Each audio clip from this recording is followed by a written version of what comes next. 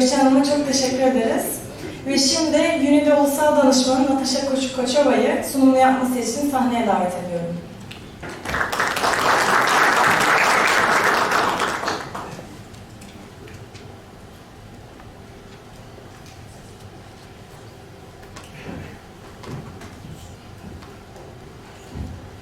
Oh, it's quite bright here. Good morning, ladies and gentlemen. It's always a pleasure being back in Turkey, and especially surrounded by such a crowd. The industry sector, which is a very important stakeholder group in all the work that we do in the country. I would like to thank Gökçe for the amazing, fantastic really presentation and a great overview that she provided in terms of Montreal Protocol and the obligations of Turkey, but also all the parties in the world who are signatories to this environmental agreement. And the reason why it's considered quite successful is because all the parties in the world are actually parties to or signatories to the Montreal Protocol. I hope that my presentation will be as comprehensive as hers. I think I will be a little bit longer than that. But I will skip through some of the slides because I think, especially for the industry, it's quite well known and straightforward. So as you can see, my presentation will focus a little bit on the aspect of energy efficiency, but in the context of these environmental agreements, in particular Kigali Amendment. So in this decision, long number 28/3, of the meeting of the parties, it was actually decided that it is an important issue to be considered because there's an increasing percentage of global electricity demand. And also if we're striving for sustainable environmental development, then we need to take this into consideration. I would like to point out at the start of the presentation that energy efficiency is not a compliance measure under the Kigali Amendment. So there's no really set obligation yet, but there's great efforts being done to have that also included, especially the financial mechanisms. So currently, as we speak today, the meeting of the parties is happening in Rome this week, right now, and parties are actually discussing the opportunities for financial means of how to tackle this issue of energy efficiency. So just a few slides here. What do we mean by use of energy and demand and consumption? This is non-OECD economic developed countries. So you can see here that electricity used by sector comes from industry, of course. And then if we think about the type of fuel that is being used is mainly coal. Or oil, but the bigger percentage is coal. Here, I would like to point out that the least expensive energy is the one which we don't actually use in the first place. Here is a breakdown of the global energy consumption. So you can see the dark blue is, actually the light blue is the refrigeration with 17%, and then it's broken down by sector. So the industrial sector taking a big chunk of that, but also the residential and other sectors as well. Refrigerants are everywhere really, and we need them for the functioning of everyday life and the economy as well. So whether it is from our homes in terms of home refrigeration or comfort, heating and cooling, we see it also in public spaces, in technology, in the food chain and medical aspects with vaccines. So science and research, so there's really no hiding from it. We're all part of it and responsible for it as well. The global HFC use of refrigerants, is particularly in the refrigeration, air conditioning and heat pump sector. This is from UN Environment data that they've used. It's, as you can see, it's broken down refrigeration and then air conditioning, and then there's also a split where we see this mostly, whether it's in commercial refrigeration with about 2/3 of HFCs used, or for example air-to-air in air conditioning. So it's quite substantial. And here, this is just a number, an estimate of how many systems we have operating in the world currently. And this number changes. So as Ms. Gökçen said at the beginning, there's this increased demand for use of energy and heating and cooling, especially in developing countries. So this number that you see here of 3 billion systems being used right now, this will increase as we move forward in the future. And with the next slides, I will show that. Energy consumption in EU households, this is mainly like the breakdown. Again, these are estimates, so we cannot really say that it's exactly 64.7%, but it's in that ballpark. Majority of this energy consumption comes from space heating.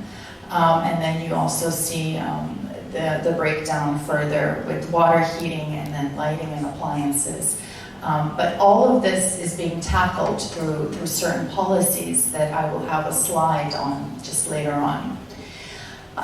Just to demonstrate this, so you see here there's about 569 million units installed in China, for example. This is an example, which spends about 68 times more electricity for cooling than it did 30 years ago, approximately. And if we, so it's about 20% of this world electricity growth that comes from this. And this is an article, and I've also sourced it down here for anybody interested. You can read a little bit more in detail about the figures. Again, refrigerants are responsible for about 15. Now, this percentage can vary. It goes anywhere from 10 to 20%, but as a general means, this number is quite often used in literature. In the European Union, this is an interesting fact. In 2015, the EU was responsible for about 15% of these greenhouse gas emissions. But if we take this into perspective with other economies, we will see that it actually has the lowest per capita emissions, one of the lowest per capita emissions. So that's maybe a good news. Where do we get these emissions from? I think you as a sector are very well aware of this. So we have direct emissions that comes from the operation of the equipment.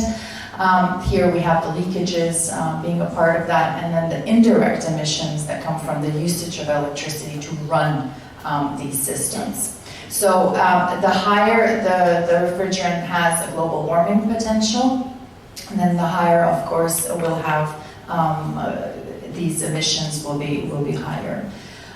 In terms of the building sector, it's definitely something that needs to be taken into consideration because this is also one part that has quite a bit of emissions, and this was tackled last year in a conference in Katowice where this publication came about. So for those of you who are interested more so in the building residential sectors, you can take a look at that.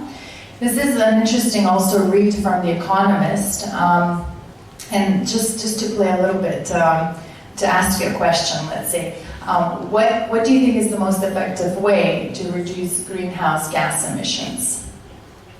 Oh, I shouldn't have pressed that. Actually, it does, it's on its own. I don't even need to press it. So my animation, I guess, was a little bit too early. So if we take a look here, if we have about 1/3 increase in the bicycles or usage of cycling to work, that would cut down the greenhouse gas emissions by 2.3 billion tons of CO2 equivalent. If we replant tropical forest, you can see here about 2/3 extra forestation, we have about 6.1 billion tons of CO2 equivalent being reduced. And you see if we turn vegetarian, and then finally, this is when I was supposed to click, we have the usage or the choice of refrigerant being a very, very important aspect, and it can really reduce up to 90 billion of tons of CO2 emissions by mid-century. So it's quite substantial. Excuse me. Equipment producers, manufacturers, as it was mentioned, play a really crucial role in this chapter that we move forward to, and it's not just the efficiency, but also the effectiveness and how competitive this new equipment is. And the reason why the Kigali Amendment also has different schedules for countries, the Article 5 countries, developing countries, and also it has a different time frame for this phase-down schedule is because it takes into consideration that not all countries are at the same place or same level, or the needs differ. So that also needs to be addressed, that we need to be considerate of that when we move forward, and also the availability of alternative technologies are not always readily available for all sectors equally. So that is why we have that. In terms of energy efficiency, of course, it cuts across many, many different aspects and multiple benefits in terms of that, whether it's energy security, and we talked about the greenhouse gas emissions, but also employment and well-being, and the economical, the socio-economical aspects are covered. Some decisions on energy efficiency under the Montreal Protocol. So you see here, I will not go in detail, but for those of you who are interested, they're listed. There has been decisions on it. There have been also workshops, part of the open-ended working groups and the meeting of the parties under the umbrella. But as I said, it is not still a compliance issue for the countries, but we're moving in that respect. And here you see the TEEP. This is the Technology and Economic Assessment Panel, which is a very specialized, let's say, information provider research body under the multilateral fund that provides this insight and information to all the countries. Energy efficiency, again, under the Kigali Amendment, it's really recognizing, so for the first time it was directly recognized under the Montreal Protocol, the importance of energy efficiency, and cutting across the climate benefits. So we're moving not only ozone layer protection, which was predominantly the mandate of the Montreal Protocol, but now we're also including climate issues, since we're dealing with the high global warming potential refrigerants. So we have both of these aspects playing together under this international agreement. And what's important here to note is that coordination of this refrigerant transition and energy use reduction is crucial to prevent this lock-in technologies or lock-in effect that may hinder the progress of countries. Achieving cooling needs efficiently and sustainably. I will not go in much detail here because you're technical people and you know this quite well. So choice of refrigerant is definitely one part, but it's not just the choice of refrigerant, so we need to take other things into consideration as well. And these other things that I mentioned, it's really the sustainability aspect or the financial mechanism. We said maybe we are ready for new technology, but then again, who would be providing the funding is also an issue. And this competence development is very, very high up on the agenda, training and development, because we are entering a sphere that would require usage of certain refrigerants that may be flammable or may be toxic. And there needs to be a proper handling, good service practices among service technicians that is in continuation. So it's not a one-time training, because we move and we progress, and that also needs to move with the same tempo.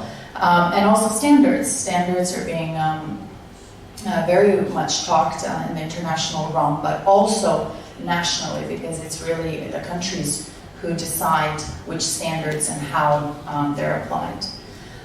Here is more the technical aspects of the system optimization, maintenance, the training we said. And this last part here, you might think, why is this here? This is part of maybe psychology, but this behavioral change of what is available and how we can use it, and to break these barriers of using certain applications is an important aspect.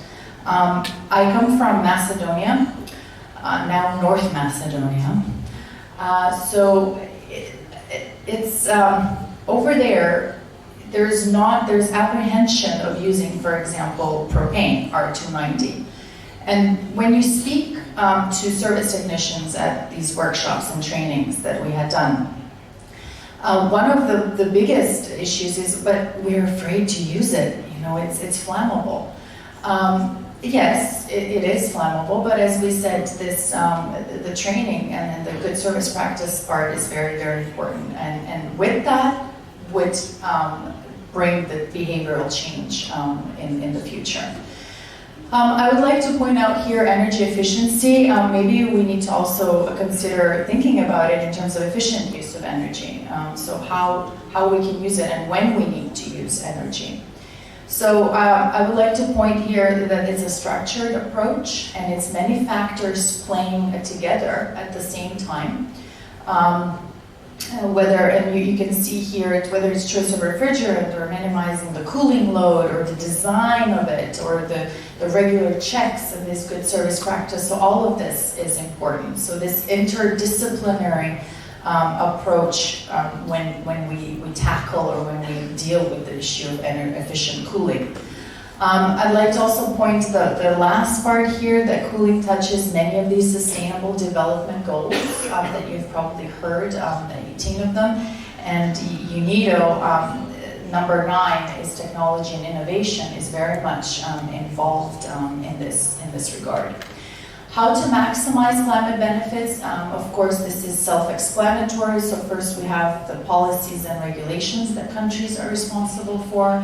The institutional strengthening capacity buildings of the sectors, and also this stakeholder involvement. So what we're doing here today with this first workshop in Izmir is exactly that. So SOSİAD is doing a fantastic job in getting the right people involved in this discussion, and also moving forward the demonstration project that it's been an honor for Unido to be collaborating with. And the financial mechanism, of course, is a big one.